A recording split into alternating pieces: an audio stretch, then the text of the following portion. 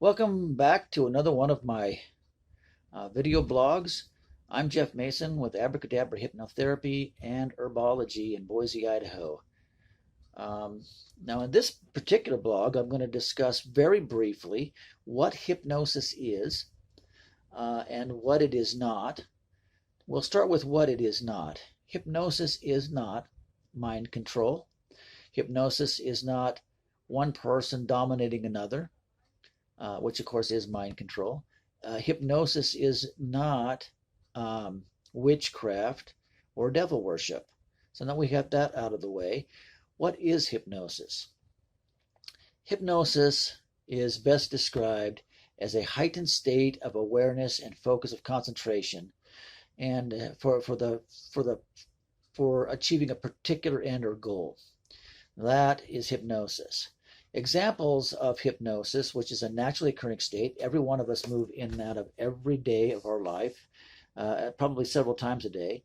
Examples of hypnotic states that are not used therapeutically, but that naturally come on, are things like daydreaming. If you've ever been sitting in a classroom and just let yourself drift away from what was going on in the class and found yourself just basically zoning out, that's a type of hypnotic state of mind, a basic trance state. If you've ever been so absorbed in a movie or a book that you lost track of time, or you lost track of your surroundings to the point where somebody called your name, you didn't even know that they were calling your name.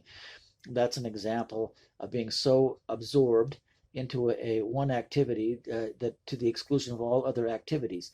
And that's what hypnosis is. It is a highly focused mental state where you are focused on one or just a few interrelated ideas to the exclusion of all other competing ideas.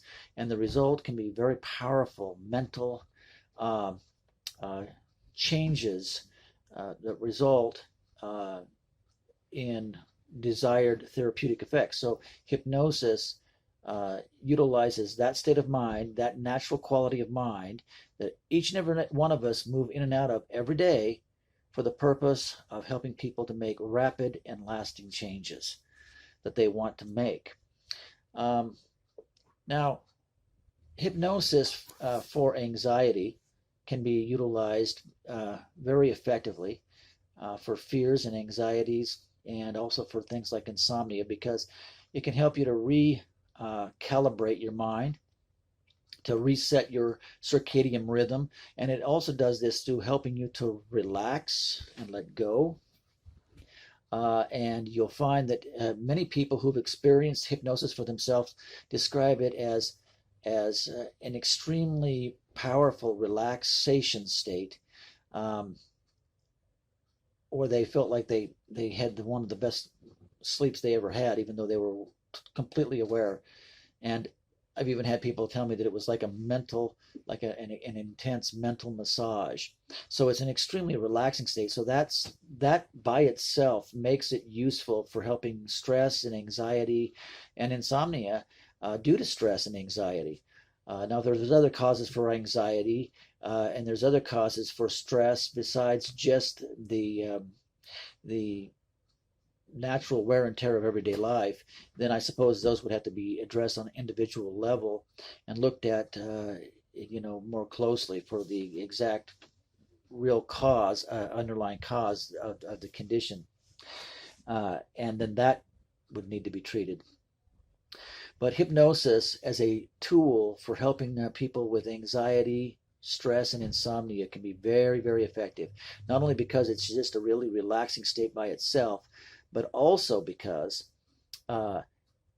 we can utilize that state to reach the deeper programs that may be directly or indirectly leading to the feelings of anxiety and fear and stress.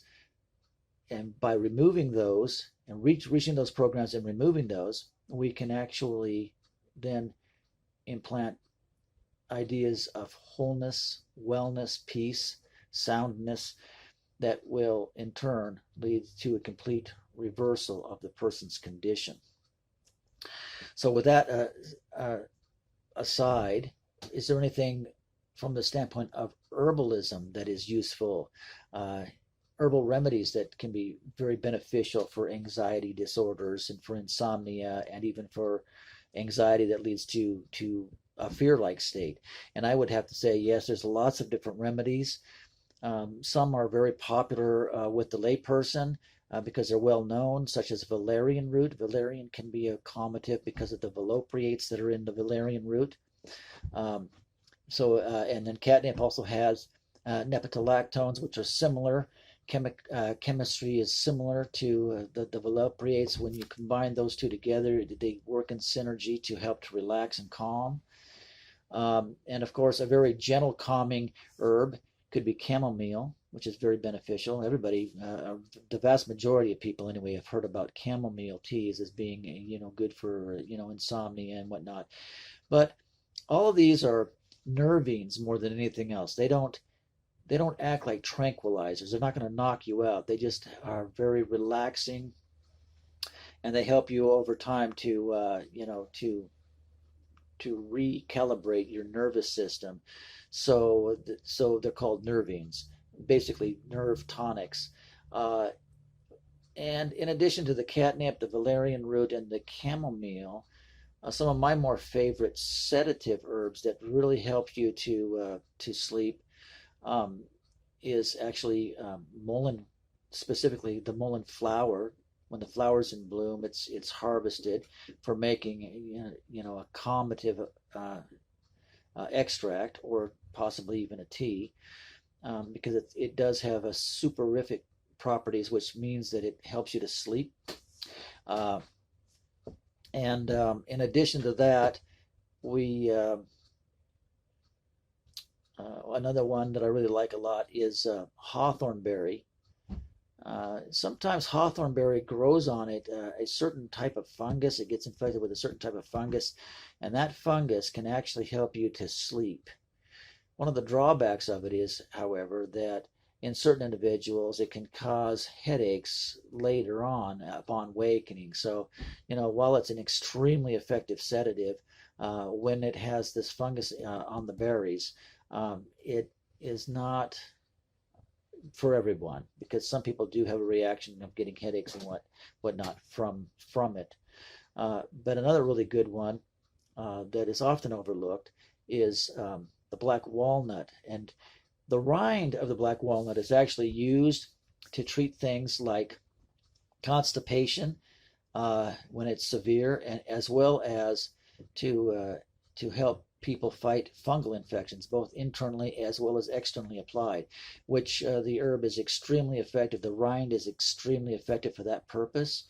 On the other hand, the part of the black walnut that I'm discussing here for insomnia disorders and anxiety and stress is actually the leaf. The leaf, thoroughly dried, or even made into an extract fresh, it has to be made with the fresh leaves, is, in my way of thinking, one of the best all-time anxiolytics that is available in the herbal kingdom, in my opinion. It has properties that are similar to Valium, actually, and almost as strong. And yet it's completely legal. It's a very, very beneficial treatment that very few people know can be used to help anxiety disorders. And the nice thing about it is that it's not toxic. It doesn't really have a toxic level that has yet been known anyway. And it's well tolerated. Besides the fact, it also has vitamins and minerals and other things that your body naturally needs to rejuvenate and rebuild itself when it's been depleted. All herbal medicines have that benefit, though. They act both as a healing agent and as well as a managing agent, and yet at the same time they also act as food and nutrition, because that's what they are. They're living biological systems, and when you're sick or I'm sick, we need biological medicines, and herbal medicine provides that. So the leaves of black walnut are very useful as an anti-anxiety agent, very effective for those particular states, and it definitely would help to induce a sleep in those who need it. Anyway, I think I'm going to leave it there. Thinking about it, I won't discuss hops, because to me hops is really more, it's not really that effective as a sedative, but it is very effective as an antibiotic for specific types of infections. But I'm just going to go ahead and leave it right there for now. And thanks for watching. By the way, if you've liked this video blog, if you've learned anything from this video blog, please give me a thumbs up and subscribe and hit that bell notification right there. And thank you once again for taking the time to watch my video.